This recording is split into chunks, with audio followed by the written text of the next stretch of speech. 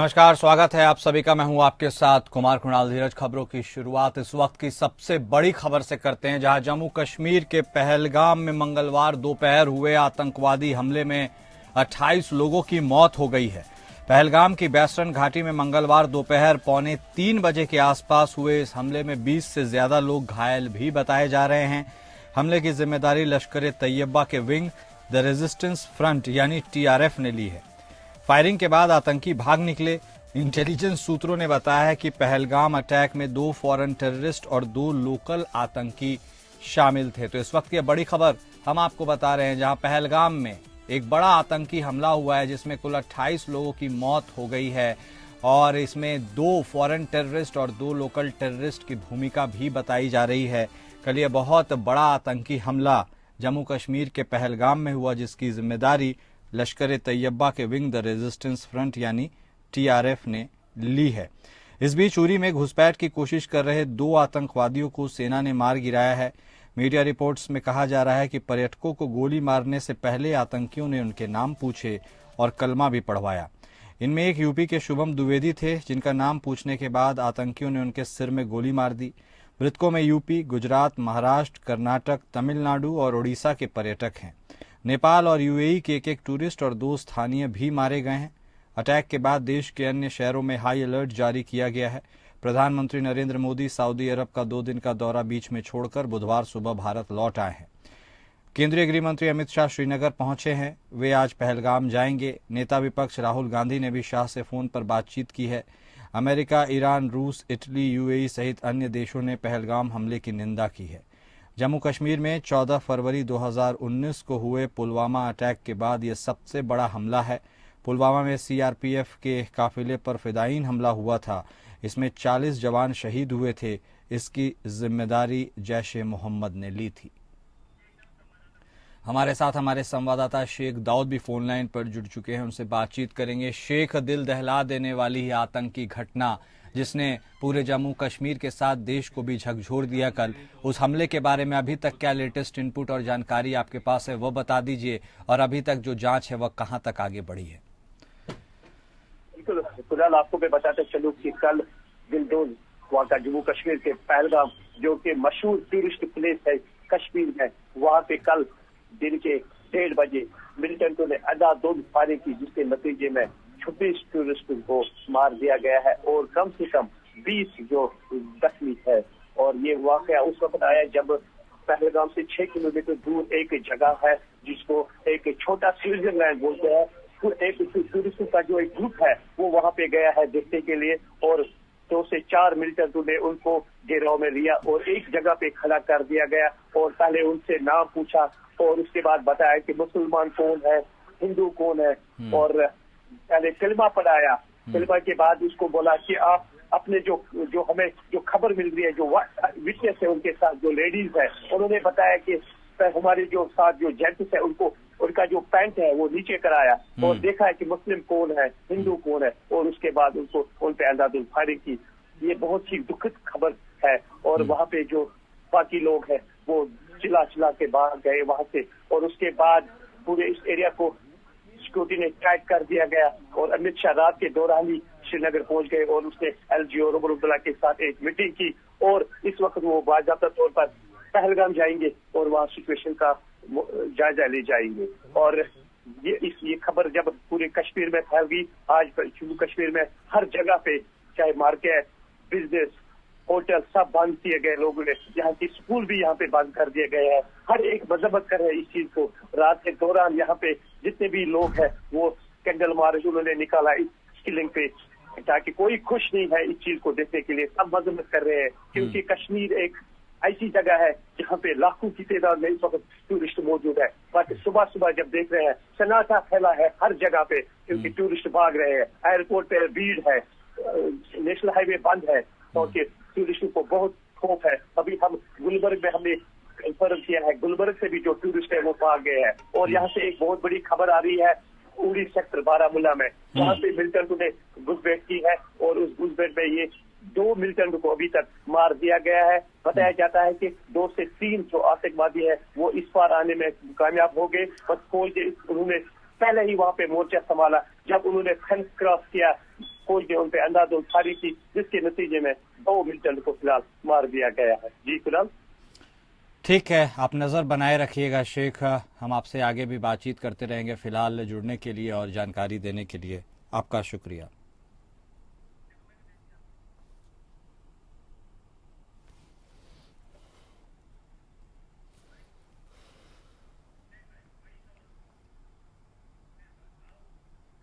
उस बीच अगली बड़ी खबर, जहां पहलगाम अटैक के बाद अब यूपी के भी कई शहरों को हाई अलर्ट मोड पर रख दिया गया है। जम्मू कश्मीर के पहलगाम में पर्यटकों पर हुए आतंकी हमले के बाद यूपी में भी सतर्कता बढ़ा दी गई है। केंद्रीय गृह मंत्रालय द्वारा हमले के बाद सभी राज्यों को अलर्ट पर रहने को कहा गया है। सूत्रों की माने तो सभी कमिश्नरेट और जिलों को संदिग्धों पर नजर रखने को कहा गया है। साथ ही प्रमुख धार्मिक स्थलों, पर्यटन केंद्रों, रेलवे स्टेशन, बस अड्डों, हवाई अड्डों आदि की निगरानी भी बढ़ा दी गई है। देर शाम डीजीपी प्रशांत कुमार की अध्यक्षता में वरिष्ठ अधिकारियों की बैठक में इस बाबत अहम दिशा निर्देश भी दिए गए हैं। वहीं नेपाल सीमा की भी बात करें तो वहां पर भी चौकसी बढ़ा दी गई है। तो यह बड़ी खबर हम आपको बता रहे हैं, जहां पहलगामा आतंकी हमले के बाद यूपी में भी हाई अलर्ट के लिए निर्देश दे दिए गए हैं। यूपी में सतर्कता बढ़ाई गई है। बस, रेलवे स्टेशनों के साथ साथ नेपाल सीमा पर भी चौकसी बढ़ा दी गई है।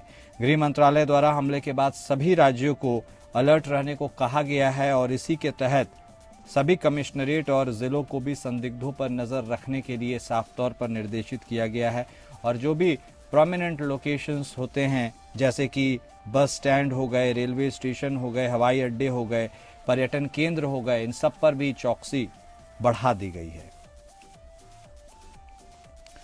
उत्तर प्रदेश के डीजीपी प्रशांत कुमार की अध्यक्षता में एक बैठक भी हुई है और वरिष्ठ अधिकारियों को अहम गाइडलाइंस भी दिए गए हैं।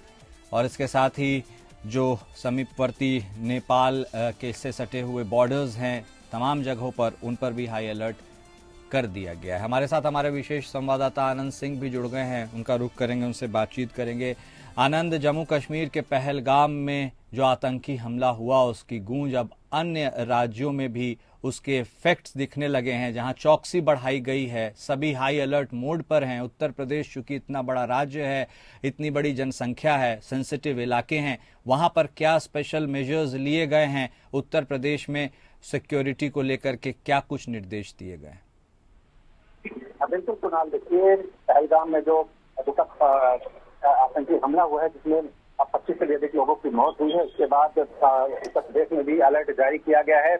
एक बड़ी सीमा उत्तर प्रदेश की नेपाल के साथ लगती है और कई बार ये देखा गया है कि नेपाल से की तरफ से संदिग्ध गतिविधियां होती रही हैं। कई बार पकड़ा भी गया है, जाते एजेंसियों ने वहां गिरफ्तारियां भी की हैं। तमाम चीजों को, तमाम पहलुओं को देखते हुए कानून व्यवस्था को कायम रखने के लिए कोई स्थिति उत्पन्न न होने पाए, उसको देखते हुए पूरी तरह से आप कह सकते हैं कि अलर्ट घोषित किया गया है। इसको लेकर एक बैठक हुई थी जिसमें इस बात के साफ निर्देश दिए गए हैं कि किसी तरह की कोई हीला हवाली न की जाए, खासकर जो सीमावर्ती क्षेत्र है उस पर किसी तरह की कमी न रहने पाए निगरानी रखने में। इन सब चीजों को लेकर हाई अलर्ट जारी किया गया है। ये आनंद, और काफी बड़ी आतंकी घटना रही जहां पर्यटकों को निशाना बनाया गया। ऐसे में उत्तर प्रदेश में भी जितने भी पर्यटन के केंद्र हैं या जहां पर ज्यादा गहमा गहमी रहती है, बस स्टैंड, रेलवे स्टेशन, इन पर भी एहतियातन क्या ज्यादा चौकसी रखी जाएगी या कमोवेश पूरे उत्तर प्रदेश को ही हाई अलर्ट पर रखा गया है? पूरे उत्तर प्रदेश को कुणाल, जैसा कि अमूमन ये देखा जाता है जब इस तरह की कोई बड़ी आतंकी वारदात होती है या कोई घटना होती है तो अमूमन जो सबसे संवेदनशील स्थान है, जो सार्वजनिक स्थान जहाँ पर काफी भीड़ भाड़ रहती है, चाहे वो बस स्टेशन हो, रेलवे स्टेशन हो, एयरपोर्ट हो या तमाम जो हाट बाजार है, इन सब जगहों पर एहतियात बरता जाता है और सुरक्षा चौकस कर दी जाती है। जो लोकल इंटेलिजेंस है उनको सतर्क कर दिया जाता है, जहाँ एजेंसियां सतर्क रहती हैं। पूरी तरह से एक तरह से आप कह सकते हैं कि हाई अलर्ट पे प्रदेश को रखा गया है। इसमें सभी वो संवेदनशील स्थान, सभी वो सार्वजनिक स्थान जहाँ पर भीड़ भाड़ की स्थिति उत्पन्न होती है, सभी वो स्थान शामिल है जिनको लेकर ये कहा गया है कि किसी तरह की कानून व्यवस्था में कोई दिक्कत ना आने पाए, सभी चीजों की निगरानी की जाए और जो अराजक तत्व हैं उन पर नजर रखी जाए। ठीक है, बहुत धन्यवाद आनंद आपका हमारे साथ जुड़ने के लिए और जानकारी देने के लिए। तो हमारे विशेष संवाददाता आनंद सिंह बता रहे थे कि उत्तर प्रदेश में भी किस तरह सभी इलाकों को हाई अलर्ट पर रखा गया है। खासकर वह इलाके इनमें शामिल है जहां पर सबसे ज़्यादा आवागमन, लोगों की मूवमेंट होती है। उनमें पर्यटन केंद्र भी हैं, बस स्टैंड्स भी हैं, रेलवे स्टेशंस भी हैं, हवाई अड्डे भी हैं और जिस तरह से जम्मू कश्मीर के पहलगाम में आतंकी हमला हुआ है उसके आफ्टर इफेक्ट्स अब सभी राज्यों में धीरे धीरे हाई अलर्ट मोड पर जाते हुए सुरक्षा व्यवस्था के मायने में नजर आ रहे हैं।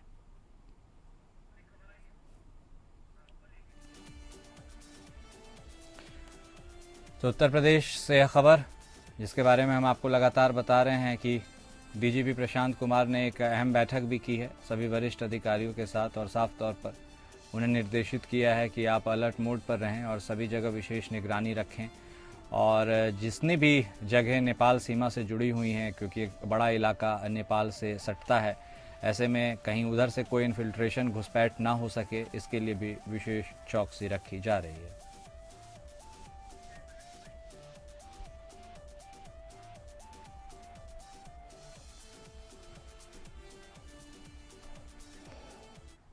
और अगली बड़ी खबर उत्तराखंड से आ रही है, जहां उत्तराखंड के मुख्यमंत्री पुष्कर सिंह धामी ने पौड़ी जिले के घुड़दोही स्थित जीबी पंत इंजीनियरिंग कॉलेज में नियुक्ति, पदोन्नति और अन्य मामलों में गड़बड़ी की विस्तृत जांच के आदेश दिए हैं।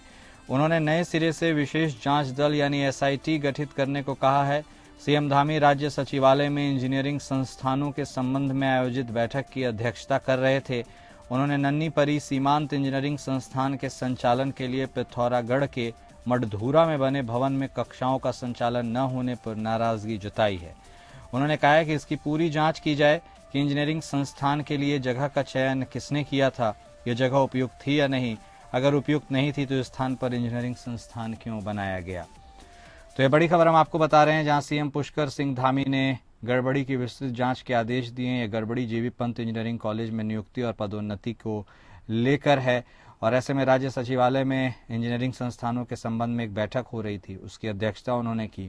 उन्होंने नन्ही परी सीमांत इंजीनियरिंग संस्थान के संचालन के लिए पिथौरागढ़ के मडधूरा में बने भवन में कक्षाओं का संचालन न होने पर नाराजगी जताई। उन्होंने कहा कि इसकी जांच की जाए कि इंजीनियरिंग संस्थान का किसने चयन किया था, किस लिए चयन किया था और यह जगह उपयुक्त थी या नहीं, यह क्यों नहीं सुनिश्चित की गई।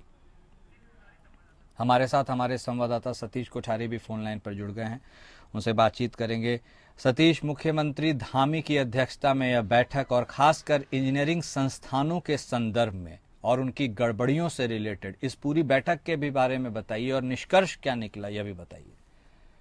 देखिए, मैं बात करूं तो सीएम धामी जब से मुख्यमंत्री बने हैं तब से लगातार बैठकें चल रही हैं। हर अधिकारी को हर बात की पुष्टि करने की बात करते हैं, क्योंकि साफ कहना है उनका कि कोई भी गड़बड़ी नहीं होनी चाहिए। किसी भी विभाग की बात करो, मैं चाहे कोई भी विभाग हो, तो उसमें लगातार सीएम धामी बैठकें लेते हैं। जहाँ पे कोई गड़बड़ी पाई जाती है, कोई नियुक्ति में गड़बड़ी पाई जाती है, यहाँ पे कभी कोई कुछ भी गड़बड़ी पाई जाती है। अब आजकल चारधाम यात्रा है तो उसमें भी लगातार बैठकें कर रहे हैं, तो उसको लेकर सीएम धामी का साफ रुख रहता है कि कहीं से कोई गड़बड़ी न हो और किस तरीके की अगर कोई गड़बड़ी पाई जाती है तो उसके जिम्मेवार कौन है, उसकी जिम्मेवारी तय करी जाए। ये न हो कि मतलब जनता जो है, जिस जनता ने मुझे चुना है, जिस जनता ने मुझे कुर्सी पे दिया है, कुर्सी पे बिठाया, वो जनता मेरे पे कोई आरोप लगाए। तो इसलिए सीएम धामी का साफ है कि अगर किसी भी नियुक्ति में या किसी भी कार्य में अगर कोई गड़बड़ी होती है तो अधिकारी जिम्मेवार है, क्योंकि सीएम धामी को लापरवाही बिल्कुल बर्दाश्त नहीं है और लापरवाही करने वालों के खिलाफ ठोस कार्रवाई होनी चाहिए। ये इंजीनियरिंग कॉलेज के रिलेटेड क्या कुछ बात रही सतीश, जिसमें यह भी कहा जा रहा है कि नन्ही परी सीमांत इंजीनियरिंग संस्थान के संचालन के लिए मडधूरा में बने भवन में कक्षाओं का संचालन नहीं हो रहा है। ऐसे में क्या कहीं भवन कहीं और बना, क्लासेस कहीं और ली जा रही है, और ऐसा क्या उत्तराखंड के अन्य इंजीनियरिंग कॉलेजेस का भी हाल है? जी जी जी भाई, यही दिक्कतें हो रही हैं। कहीं पे अधिकारी, कहीं पे कुछ लोग इस तरीके की हरकतें कर लेते हैं कि भवन कहीं और, कॉलेज कहीं, क्लासें कहीं और ये गड़बड़ी जब देखी सीएम धामी ने तो उन्होंने साफ कहा कि ये क्यों हुआ और कारण बताइए जिस कारण ये गड़बड़ी हुई, क्योंकि भवन कहीं और हो और क्लासें कहीं और हों और व्यवस्थाएं कुछ न हों। तो इसको लेकर बिल्कुल सख्ती से बात की गई और साफ कहा गया कि इसका जवाब दिया जाए। जी ठीक है, बहुत धन्यवाद सतीश आपका हमारे साथ जुड़ने के लिए और बातचीत करने के लिए। तो हमारे संवाददाता सतीश कोठारी बता रहे थे किस तरह सीएम धामी ने जांच के निर्देश दिए हैं। और घुड़दोही इंजीनियरिंग कॉलेज में नियुक्ति का तो यह मामला है ही, कॉलेज में नियुक्ति से जुड़ा मामला भी है, पदोन्नति से जुड़ा मामला भी है। एक भवन के बदले दूसरे जगह क्लासेस संचालन भी इससे जुड़े हुए हैं और अब एक SIT बनाकर विस्तृत जांच भी की जाएगी।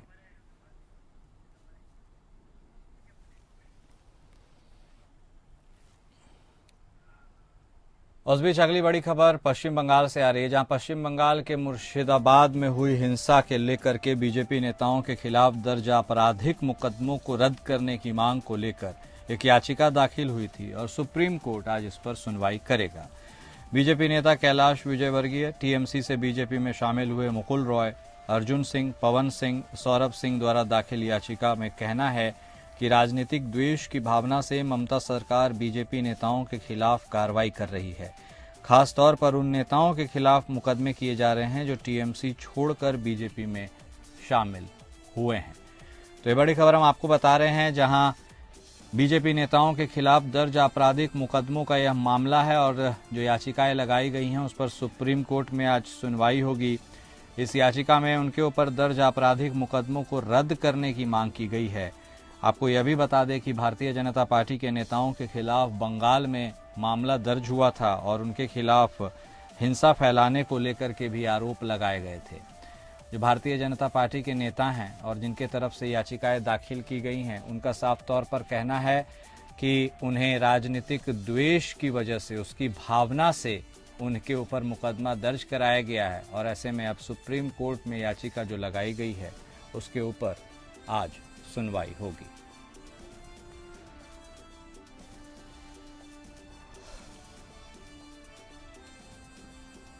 तो ये बड़ी खबर लगातार मुर्शिदाबाद हिंसा से जुड़ी हुई हम आपको बता रहे हैं और अब उसके आफ्टर इफेक्ट के तौर पर जो भी भारतीय जनता पार्टी के नेताओं पर मुकदमा दर्ज कराया गया है पश्चिम बंगाल सरकार की तरफ से, वहां की पुलिस की तरफ से, उसमें हस्तक्षेप की मांग की गई है और इसीलिए एक याचिका भी लगाई गई है। कई याचिकाएं लगाई गई हैं इससे जुड़ी हुई, जहां पर अब भारतीय जनता पार्टी के नेताओं ने सुप्रीम कोर्ट का दरवाज़ा खटखटाया है।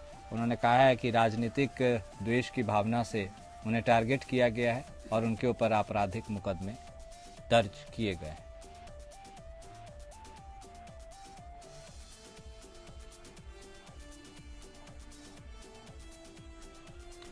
तो ये बड़ी खबर पश्चिम बंगाल में हाल में ही जो हिंसा हुई थी मुर्शिदाबाद में और उसके बाद जिस तरह से राजनीतिक आरोप प्रत्यारोप का दौर चला था, ऐसे में कई बीजेपी नेताओं के खिलाफ भी आपराधिक मामला दर्ज हुए हैं और उन सब ने याचिका लगाई है, अब सुप्रीम कोर्ट में गुहार लगाई है।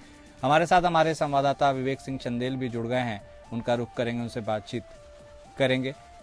विवेक, अब देखिए मुर्शिदाबाद में जो हिंसा हुई, उस हिंसा का जिम्मेदार कौन है, यह अपने आप में एक सबसे बड़ा सवाल है, क्योंकि भारतीय जनता पार्टी कहती है कि ये पश्चिम बंगाल सरकार की विफलता है और उन लोगों की ही वजह से हिंसा हुई। पश्चिम बंगाल सरकार बीजेपी नेताओं को कटघरे में खड़ा करती है, मुकदमा उनके खिलाफ दर्ज होता है और अब राहत के इंतजार में सुप्रीम कोर्ट में जो याचिका लगी है, यानी उसका दरवाजा खटखटाया गया। इस पूरे मामले के बारे में भी बता दीजिए और आज क्या कुछ हो सकता है सुनवाई में।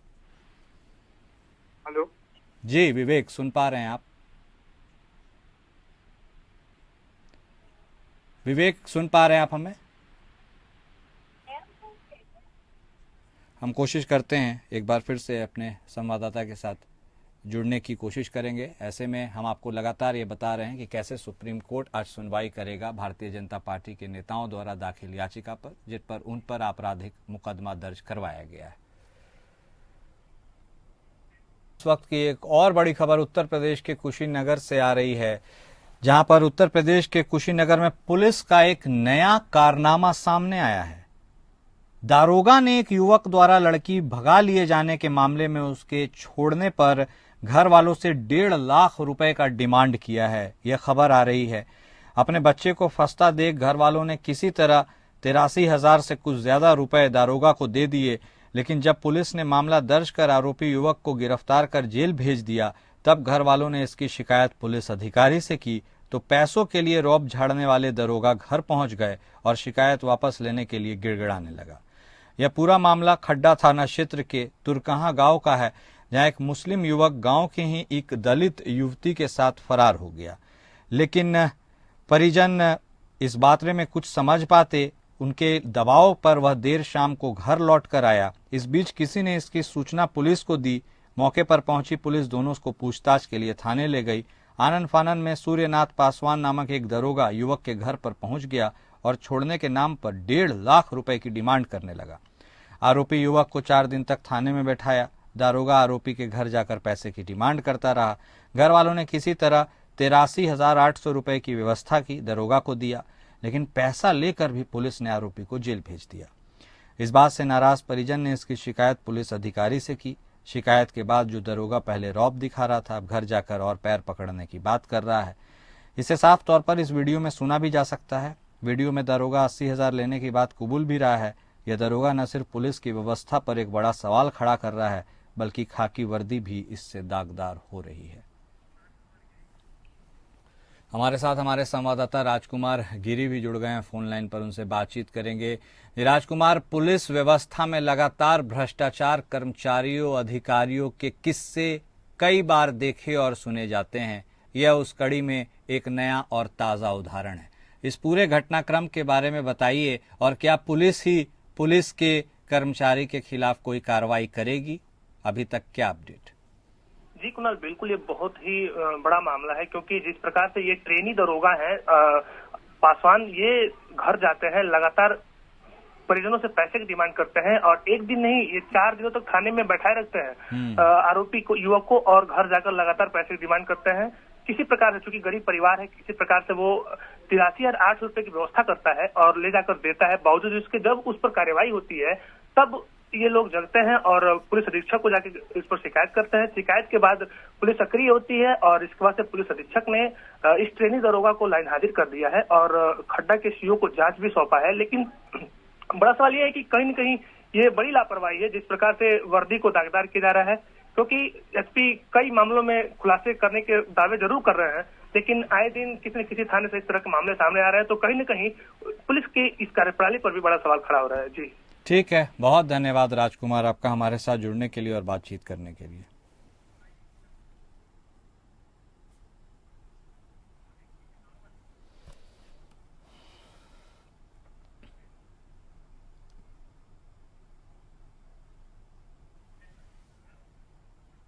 उत्तर प्रदेश के सीतापुर में नगर से महज 3 किलोमीटर की दूरी पर तेंदुए का एक हमला देखा गया है और इसकी आमद से ग्रामीणों में दहशत का माहौल है। हालात ऐसे हैं कि तेंदुआ गांव वालों के घर के सामने चहलकदमी करता है और गांव वाले दहशत में रहते हैं। गांव वाले रात रात भर जागकर अपने बच्चों की रखवाली कर रहे हैं। ग्रामीणों का दावा है कि उनके घर के सामने खेत में पिछले 2 दिनों से तेंदुआ घूमता हुआ देखा जाता है। तेंदुए की चहलकदमी करते हुए वीडियो भी बनाए गए हैं। ग्रामीणों के अनुसार तेंदुआ 2 गायों पर भी हमला कर चुका है। ग्रामीणों को डर है कि किसी भी वक्त तेंदुआ उनके बच्चों और उन पर जानलेवा हमला कर सकता है। वन विभाग की टीम को भी सूचना दी गई, वह मौके पर पहुंची और तेंदुए को पकड़ने का प्रयास कर रही है। वन विभाग के अनुसार इलाके में किसी जंगली जानवर की आमद है और तेंदुआ होने की पुष्टि अभी हालांकि वन विभाग नहीं कर रहा है, लेकिन तस्वीरों में साफ तौर पर ऐसा दिख रहा है। वन विभाग द्वारा जंगली जानवर को पकड़ने के लिए पिंजरा मंगाए जाने की बात भी कही जा रही है, लेकिन वन विभाग के द्वारा की जा रही कार्रवाई से ग्रामीण अभी तक नाखुश हैं। ऐसे में अब देखना दिलचस्प है कि कब तक यह तेंदुआ वन विभाग की पकड़ में आता है। और एपीएन न्यूज़ ने तेंदुआ की दहशत से रसोरा गांव के ग्रामीणों से जिस तरह का माहौल है उस पर जाकर के खास बातचीत भी की है।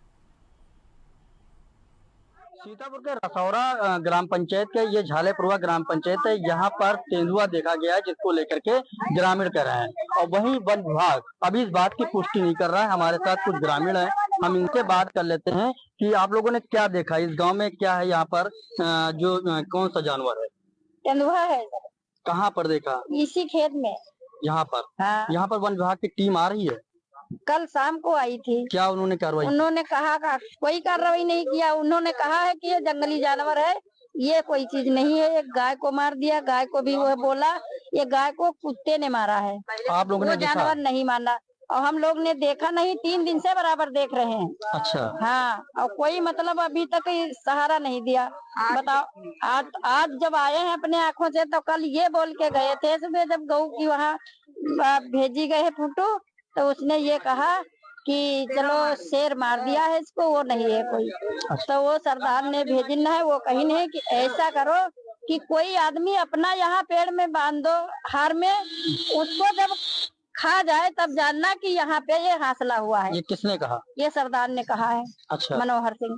तो आप देख सकते हैं गांव वालों ने खुद इस ठीक सामने तेंदुए को देखा है, लेकिन वन विभाग अभी इस बात की पुष्टि नहीं कर रहा। वन विभाग कह रहा है कि अभी तेंदुआ नहीं है, कुत्ता। सवाल तो यह है कि आखिर यहाँ पर वन विभाग की टीम आ रही है, पिंजड़ा क्यों नहीं लगाया जा रहा। लोगों के मुताबिक कि उस तेंदुए का यहाँ पर वीडियो बनाया गया, लाइव वीडियो बनाएगा। सवाल यह है कि शहर से बिल्कुल सटा हुआ ये इलाका है, अगर वो शहर में दस्तक दे दे तो बड़ी घटना को अंजाम दे सकता है। सवाल ये भी है कि आखिर क्यों वन विभाग का पूरा प्रशासन तंत्र है वो मूड दर्शक बना बैठा हुआ है। समीर, एपीएन, सीतापुर। उत्तर प्रदेश सीतापुर की यह घटना जिसके बारे में हमने आपको बताया, जहां तेंदुए की आमद से लोगों में दहशत का माहौल तो है ही, और दहशत इस कदर व्याप्त हो गया है कि बच्चों का स्कूल जाना भी बंद हो गया है। और वन विभाग तो इस पूरे बात का खंडन ही करता रहा है पहले कि कहीं कोई तेंदुआ है भी, उनके हिसाब से कोई जंगली जानवर है जो इस तरह की घटना को अंजाम दे रहा है। लेकिन साफ तौर पर वीडियो भी बनाया गया है और ग्रामीणों ने कहा है कि तेंदुए की ही यह हरकत है और तेंदुआ वहां पर लगातार घूमता हुआ भी पाया जा रहा है। अब यह देखना होगा कि कब तक वन विभाग जागता है और इस तेंदुए को अपने पकड़ में लेता है।